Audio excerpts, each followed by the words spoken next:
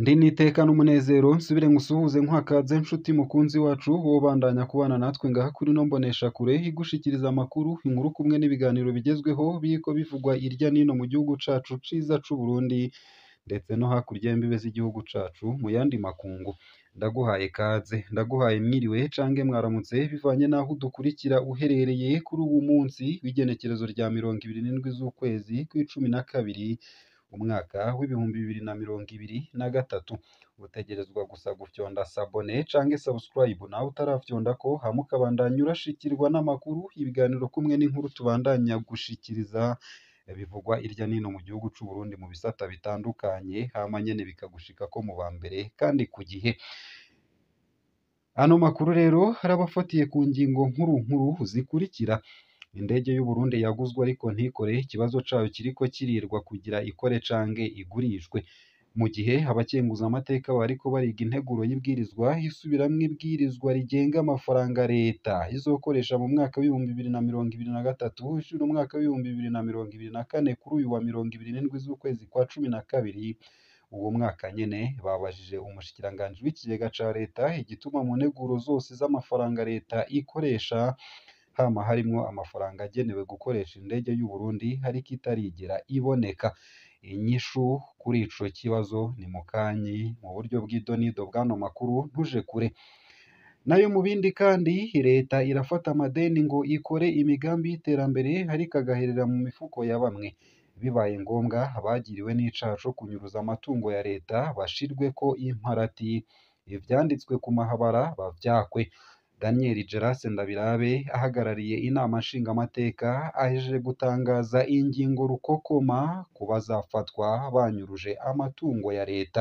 Ivyo vyose navyo nyene ni mukanyi mu buryo buramvuye ntuje kure utegerezwa gusa kuba warafyonze sabone canke subscribe. Nawe mu bindi kandi ndibugushikirize mu buryo bw'idonido ndibugushikirize ino nkuru nayo ivuga ko inama nshingamateka yaraye yemeje impinyanyuro y'itegeko rijanye n'ikoreshwa ry'amadeni ya leta. Kuva ubu amadeni leta isaba ibicishije mu nzego zitandukanye zayo hamwe n'amashirahamwe ifisemwo imitahe azoza arasabwa biciye mu bushikiranganji bw'ikigega ca leta kugira ngo busuzume ko rikenewe ko ritazimvye n'ingene rizokoreshwa. Ni mu gihe hari amadeni ngo yahora afatwa maze akaja gutungisha imipfuko y'abantu bamwe na bamwe ariko hageze kwishurwa hakaba umuzigo ku gihugu no ku banyagihugu. Abashingamateka bakadoma urutoki kw'ishirahamwe Onatere aho batangazwa no kubona abayobozi baryo batarakurikiranwa n'ubutungane kandi bararihombeje. Nayo mu yandi makuru kandi ndibugushikirize ino nkuru ivuga ko Martin Niteretse yavuze ko mu mwaka w'ibihumbi 2024 agiye kurwanya yivuye inyuma akarenganyo no kunyuruza amatungo y'igihugu. Bisayo gusa ayo hamwe n'ayandi ni mukanyi mu buryo buramvuye ntuje kure. Ico utegerezwa gusa ni ukubandanya kumwe natwe.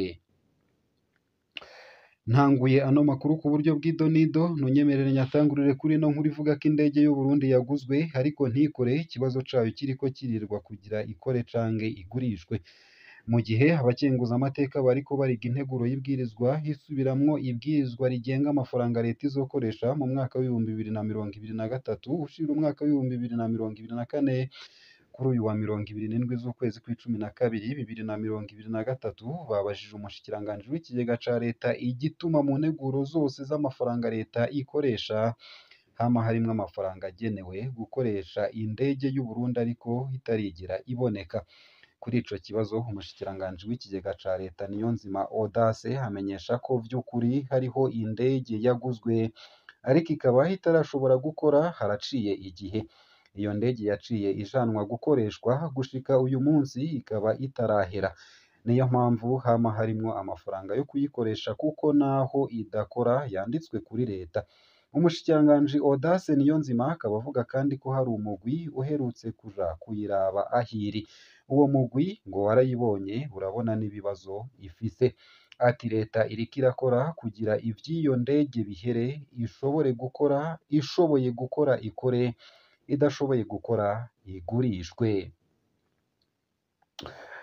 Nayo kandi leta irafata amadeni ngo ikore imigambi y'iterambere ariko agaherera mu mifuko ya bamwe.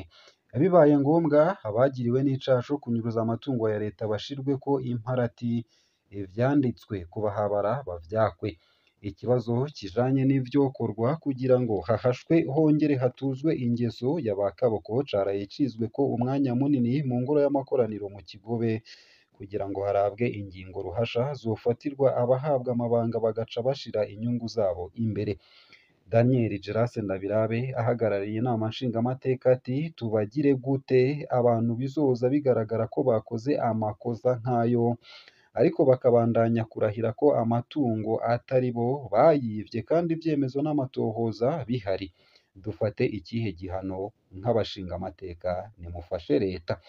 Bamwe mu bashingamateka bati kuko vyasemerewe kuva kera ntibumve twagomba kubikora nko mu bindi bihugu bagacibwa ibikonjo, ariko ivyo ntivyahurijweko na bose, ariko ngo bakwiye gushirwako ikimenyetso imparati naho bojabuka mu bindi bihugu bakabona ko bahemutse kubashira kuri stade igihugu cose kikababona, ikimenyetso cobashirwako cobakurwako igihe vyoshika abenegihugu bakabashingira intahe ko bisubiyeko. Nibatangazwe mu maradiyo no mu binyamakuru, ikigeretseko basubize ivyo bivye bongere baharurirwe indishi y'akababaro, ivyanditswe kubahabara bavyakwe. Uyu muntu nta kazi ka leta canke k'abigenga mu Burundi yosubira guhabwa, nta n'ishirahamwe nka ONG yoshinga ngo avyemererwe na leta. Kubera iki ivyo vyose? Igihugu kirafata amadeni akitirirwa imigambi ije kurangurwa na leta, aho kuyirangurira abenegihugu yose, bamwe n'abandi bakayashira mu mifuko yabo ngo azorihwe n'abarundi mu makori n'amatagisi atangwa. Hari kuri uyu wa 26 Kigarama 2023 aho inama nshingamateka yari ishashe iriko yiga integuro y'itegeko isubiramwo iyindi nteguro inomero 1/3 yo kuwa ndwi Rusama 2016 yiga ingene leta yotora inyishu ku madeni ifitiye ibindi bihugu. Umutumire akaba yari Audace Niyonzima, umushikiranganji ajejwe ivy'ubutunzi. Iyo uba uri mu ngoro y'amakoraniro weho vy'ukuri wari gusaba ko hokorwa iki ngo amatungo ya leta akingirwe? Twandikire unyuriye munsi y'ino video muri komantere.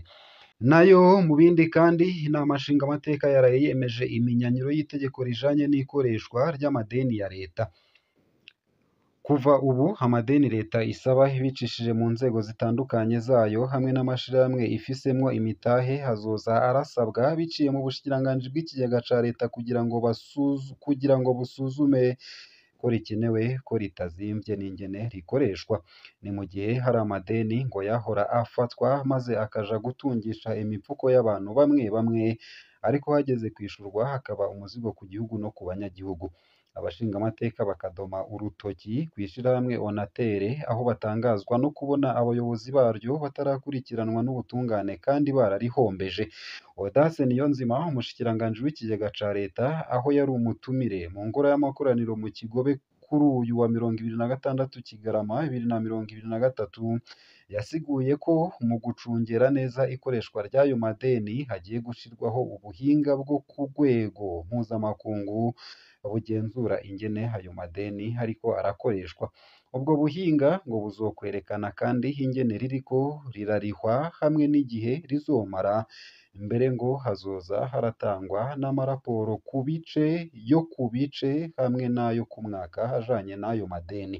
Bakaba banaciye bashikiriza leta ivyo yokorerako mu guhasha abiba itunga ry'igihugu, harimwo kubakura mu kazi, kuberekana ku mboneshakure no mu binyamakuru, gusubiza ivyo bivye bakongera bakabashengeza, n'ababihaye abahabara bakavyakwa, hatibagiwe kubaka uburenganzira bwo gushinga amashirahamwe ONG, gushika abanyagihugu babonye ko bisubiyeko bakabasabira ikigongwe.